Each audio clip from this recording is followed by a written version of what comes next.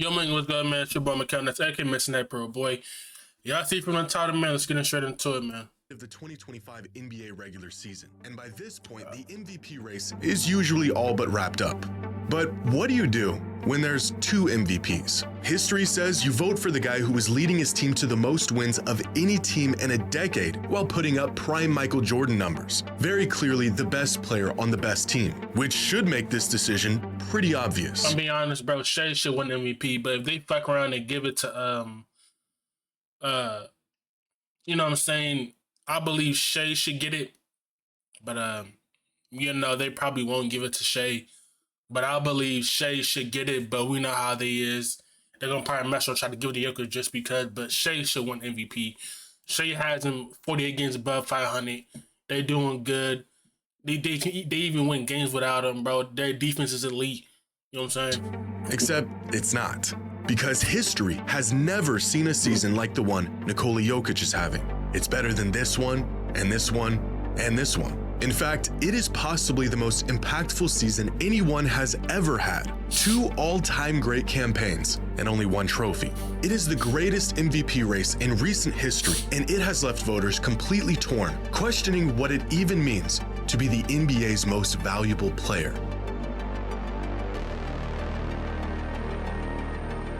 I promise you, bro, if they get this shit to Jokic again, bro, it's... I don't know if they try to get this bitch to Jokic again. I don't know why they're trying to do this shit, but I don't know, man. I don't know. Yeah, I'm trying to figure out what's wrong.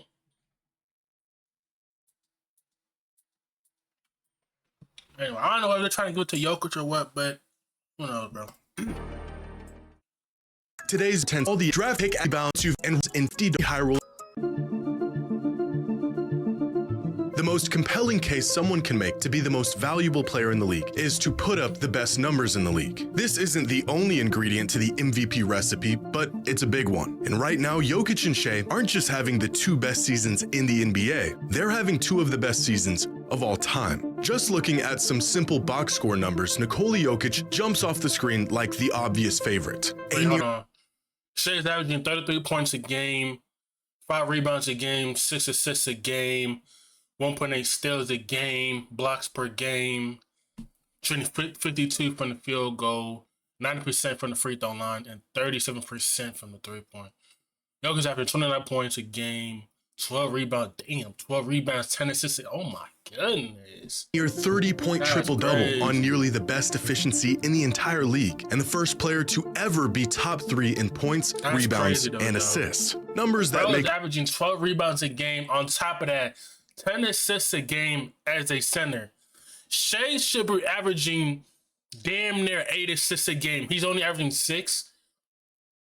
Shea will be even in a lead player if he's averaging at least 7 to 8 assists a game. Shea's season look a bit pedestrian, despite being historic. 33, 5, and 6 on at least 60% true shooting is a stat line that has only been achieved by 3 other players in the history of the NBA. Michael Jordan, James Harden, and Luka Doncic across 5 different seasons. Although none of them were as efficient from the floor as Shea is this season. However, box score numbers by themselves have never been quite enough to compel voters. Of these 5 previous seasons, only one of them ended up winning the MVP, Michael Jordan in '88. And to pull it off, he had to also be the best defensive player in the league. In the case of Jokic, there's only been 1 season in modern NBA history that compares to his, Russell Westbrook in 2017. And that season, he was the runaway MVP, receiving 69 of the total 101 first-place votes. The glaring difference between these 2 seasons? The mile-wide gap in their efficiency.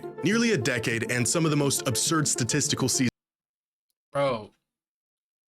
Bro, Jokic as a center is averaging 10 assists a game.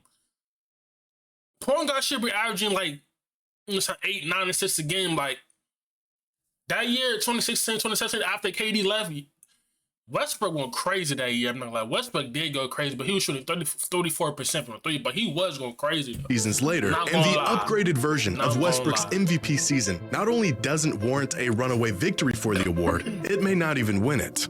But these numbers hardly even scratch the surface of the impact and value these two provide every game. If we take a deeper look into some of their more advanced numbers, we can see just how remarkable Shai and Jokic have been this season and why the MVP race is as close as it is. To put into perspective the caliber of season these two are having, LeBron at his absolute statistical peak had a box plus minus of 13.24. Steph Curry at his absolute best had a BPM of 11.94. This season, Jokic has a box plus minus of 13.21 and Shai is at 11.58. Choosing between Jokic and SGA this season is like picking between 09 LeBron and 2016 Steph.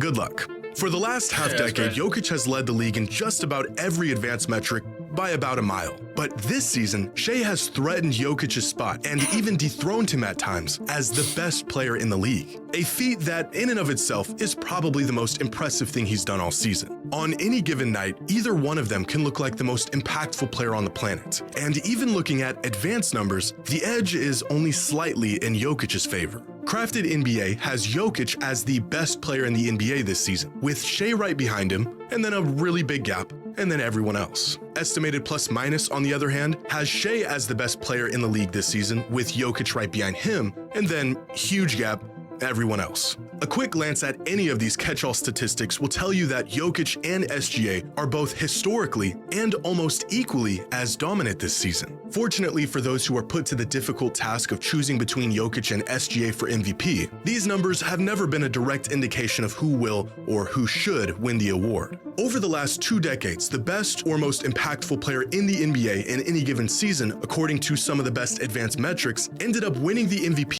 To be honest, bro, they're probably going to mess around and just give it to Jokic just because, but we all know Shai, you know what I'm saying, Shai deserves MVP. Shai was going crazy all season, but they're probably not going to pick him. They probably going to pick Jokic to win it again, and you know what I'm saying? P award only about half of the time. Many times, these are cases where the individual numbers were backed with regular season team success, but rarely have the numbers alone, regardless of how great they were, been enough to be crowned the most valuable player in the league. In fact, if putting up the best stats automatically made a player the MVP, voting for the award wouldn't even be necessary. So in terms of sheer individual numbers, there isn't a very compelling case to be made in either direction. Jokic's numbers are better, but without more context, their dominance from game to game is virtually the same. So we need to add more context. How are these performances impacting their team? And to what extent does their historic production lead their team to success?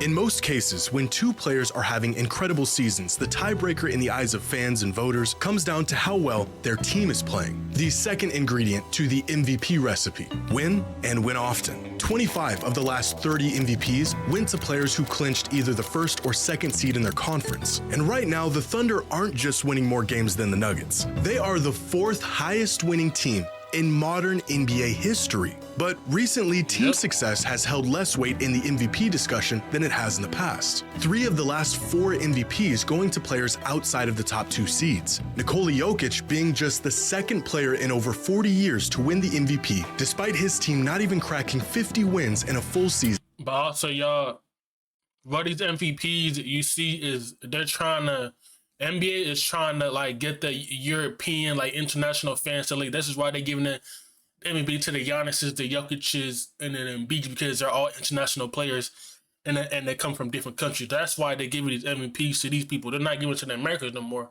because they're trying to get the international fans to the NBA and grow the NBA even bigger. I'm not even lying, y'all. It's facts. Season back in 2021, as if the voters have made the decision that the MVP isn't limited to simply the best player on the best team, but rather the player who has the largest impact on a winning team. And right now, there is one player in basketball who is impacting the game far more than anyone else. Here are the current top 8 leaders in the MVP race: Jokic, Shai, Giannis, Tatum, Mitchell, Curry, Mobley, and LeBron. And here are the net ratings of each of their teams. Shea has put on a masterclass all season, leading the Thunder to be not just the most dominant team this season, but the second most dominant regular season team in NBA history in terms of net rating. And for many people, the overwhelming team success the Thunder have had this season is enough to push Shea into the lead for the MVP. But value isn't just when your team wins. It is how much your team depends on you to win. If we look at each team's net rating when their MVP candidate is on the floor, it is clear that the Thunder are easily the best team in the league when Shea is on the court, with an absurd net rating of plus 18.3.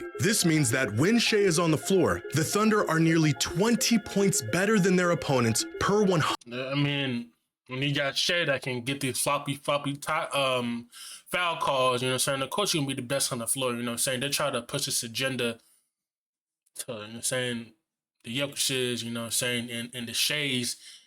NBA is not really covering Giannis like that no more. They cover the Jokic and Shea. They're not really covering, you know what I'm saying, Giannis like that no more. It's kind of because they was, but now it's like they're not even really like trying to cover Giannis no more. If you guys get what I'm trying to say, they're not even covering Giannis like that no more. It's crazy. 100 possessions, followed by the Cavs with Mobley, the Cavs with Mitchell, and the Nuggets with Jokic. But the most revealing measure is the difference a player makes for their team when they're on the court versus when they're off the court, where Nikola Jokic jumps out as by far the most valuable and important player to his team in the entire league. His presence on the floor is the difference between the Nuggets being a net negative 8.2 points, bordering the worst team in the NBA, and a plus 10.6, one of the best teams in the NBA. For many of these MVP candidates, their team can still compete at a high level even when they're off the court, like the Celtics without Tatum, the Cavs without Mitchell or without Mobley, the Lakers without LeBron, and the Thunder without Shea. Steph and Giannis are the only other MVP candidates who elevate their teams from below average to title contenders. But without Jokic on the floor this season, the Nuggets are nearly the worst team in the league. Now, it's worth considering who these players play around when they're on the floor. A rotation that tends to keep starters together is bound to favor those in that starting lineup compared to a rotation that pulls and plugs periodically. For example, I promise y'all, that Nuggets team is not good as people make it seem. That Nuggets team is not that good, bro. The offense is focused around Jokic, but their team around Jokic is not that good, bro. Their team was way better when they had Jeff Green, you know what I'm saying, KCP, Bruce Brown. That's when that team was good, but now the team is I'm trying to tell you what, I couldn't play all the time, bro. The team is just not that good. If Jokic tends to play with starters more often than not, but SGA is constantly playing with rotational players, Jokic's numbers are going to appear better on paper because he's playing alongside a better group. And so I looked into this. How many possessions these MVP candidates have played this season, and how many of those possessions were exclusively with the starting lineup. And it turns out that Nikola Jokic does have the benefit of playing with the best players on the Nuggets more than any of these other candidates play with theirs. 17% of all of his minutes on the court coming alongside the Nuggets starters. For comparison, Steph only plays with the Warriors starting lineup 9% of the time. But in most cases, this number is negligible. For example, Giannis plays with the Bucks starters virtually as much as Jokic plays with his. And at most, the difference in time these players see on the court with their best unit varies by less than 10% of their total playing time. In other words, it doesn't really matter who Jokic is playing around. He rises the tides for his entire team significantly more than anyone else in the entire league.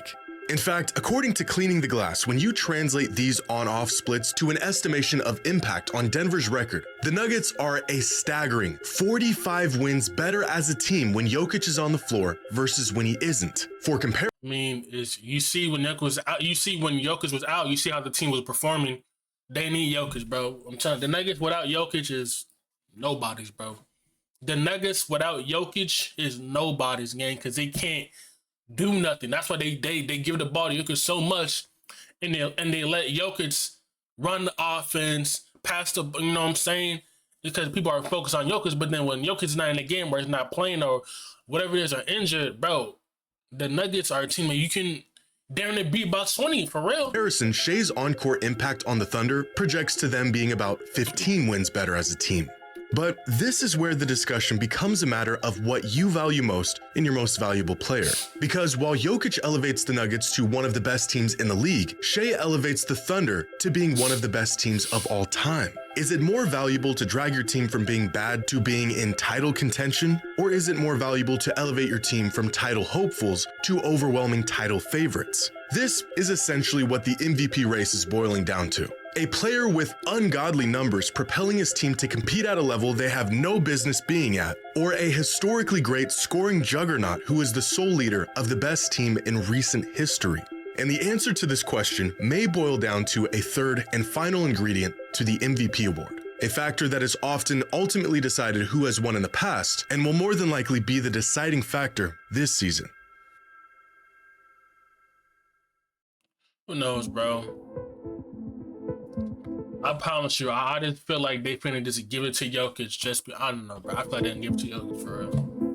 In ESPN's most recent MVP straw poll, 100 members of the media were asked to cast their vote on who they thought was the MVP of the 2025 NBA season. The results? Within the top 5, Donovan Mitchell received 0 first-place votes. So did Tatum, and so did Giannis. Nikola Jokic received 30, and Shai Gilgeous-Alexander received 70 of the 100 first-place votes. So far, the media has spoken, and they think Shai is this season's most valuable player. But in more recent surveys asking players, NBA executives, and NBA analysts, out of the 25 votes that were casted, 18 were in favor of Jokic, and only 7 voted for Shai. Which brings us to our third ingredient in the MVP.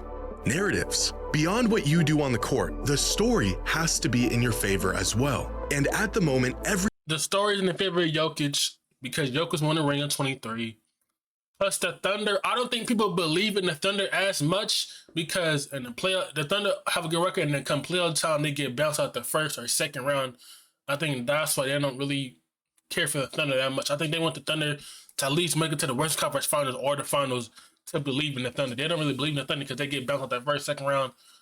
You know what I'm saying? It's the same thing with the Cavs. You feel me? every narrative is beaming directly at Shai Gilgeous-Alexander to become this season's most valuable player. First and foremost, he is the best player on the best team, a formula that has led to more MVPs than any other. While Jokic is fighting the uphill battle of voter fatigue, Shai is ripe to receive his first MVP. He's not just having a great season, he's having an all-time great individual season. He plays both sides of the ball, he is the leader of the NBA's brightest young team, and in a league that's been searching for a fresh face. So I'm saying, so they're not going to give it to Shai. Shai does play defense and offense. He's a two-way player, so are they going to...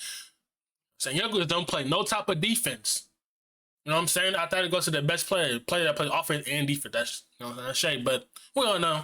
Front and center, SGA has what I consider to be the perfect MVP resume this season. He checks every single box for what you would want in your most valuable player. He has the marquee performances, he has the momentum, he has the caliber, and of course, he's never won it before. But narratives can also lead us astray. They can allow our emotions to dictate how we perceive what we are actually seeing. And that's where precedence gives us points to reference in search for the most fair and accurate conclusion. It allows us to not be prisoners of the moment, but instead consider the history of the game and the unwritten rules we've abided by up to this point. Precedence tells us that no matter how great a player is, winning 4 MVPs before making it to the finals even twice is completely unheard of, even for the greatest players to ever play. For this same reason, voter fatigue is a frustrating but very real thing. If the MVP award purely went to the most valuable player in the league every season, Michael Jordan and LeBron would each be sitting on about 8 of them right now.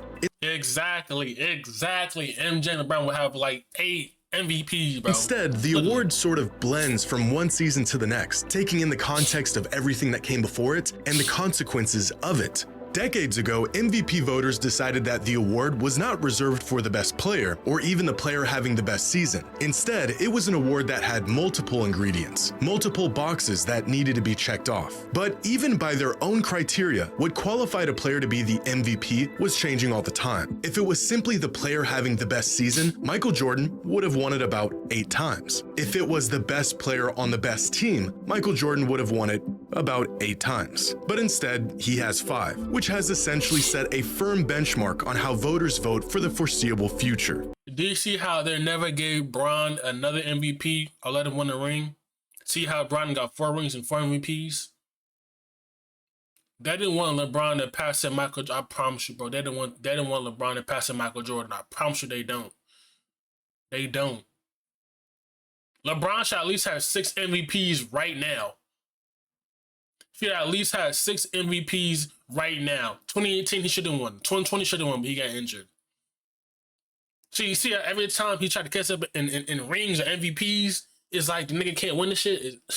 Voters messed up by not rewarding MJ with the number of MVPs he rightfully earned, and so every player that came after him is held to the same arbitrary, convoluted standard. As one fan put it, sports writers regret not giving Jordan all the MVPs and now punish everyone after that like it's a Supreme Court case and not just something they could change at any time. A case of we do it this way because we've always done it this way. The MVP award should be given to the most valuable player in the league, but it's not quite that simple, and it never has been. To make the argument that Jokic deserves the MVP because he is objectively having the best season in basketball right now would be the most logical conclusion. But it would also be ignoring the 78 years of history, tradition, and expectations that we have come to follow. Based on the responses to this discussion so far, it appears that now more than ever, the players and the people involved in the NBA from game to game view the award as a reflection of simply who is the best, most impactful player, and the media looks at it through the lens more of story and narrative. And in the end, it is the media who gets to vote. With less than a month left in the regular season, the race for the MVP only seems to be getting tighter with each game. And in what is shaping up to be the greatest MVP battle we have ever seen, voters will have to either stay the course and vote for a player that has built a near perfect MVP case, or make a rare exception to a player that is quite possibly having the most impactful individual season in modern NBA history. Anyways, man, y'all let me know what you think down below. Is he right? Who knows, man? But yeah, we out.